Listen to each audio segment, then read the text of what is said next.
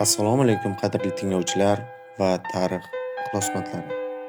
Biz sizlar bilan bugun Surxon vohasidagi qadimiy yodgorliklardan biri Fayoztepa haqida suhbatlashamiz.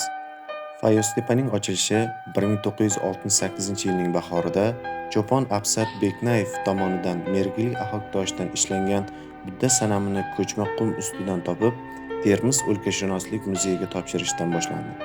Yodgorlik 1968-76 yillarda arxeolog Albaum, 2004-2006 yillarda arxeolog Annayev tomonidan to'liq qazib o'rganildi.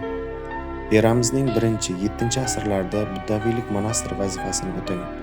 Fayoztepa o'rnida bu diniy markaz qadimda bu joyda topilgan yozuv namunalariga ko'ra Aya Vihara, ya'ni Otlar monastiri deb atalgan.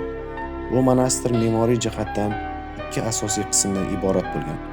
Monastirning janubiy-g'arbiy va shimoliy-g'arbiy tarafida 3 qismli markaziy bino va undan shimolda, shimol-sharqda buddaviylik muqaddas inshootlardan biri hisoblangan stupalar joylashgan bo'lib, katta hovlidan iborat bo'lgan.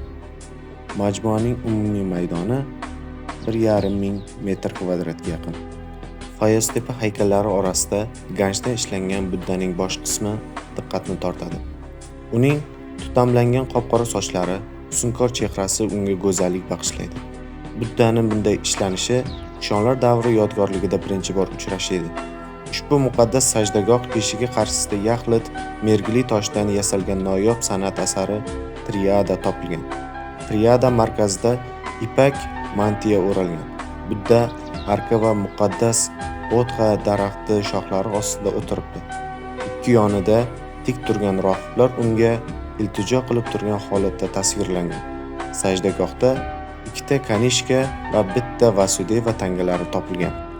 Fayoztepa majmuasining devorlari asosan paxsa va g'ishtdan qurilgan. Ayniqsa monastir ibodatxona devorlarining balandligi 3 metrgacha saqlangan. Ibodatxona xo'jalik qismining janubiy-sharqiy devorlari yaxshi saqlanmagan. Barcha devorlar somonli loy bilan suvolgan bo'lib, ko'p hollarda suvoq ustiga oq rangda jilo berib, uning usti rangli rasmlar bilan bezatilgan.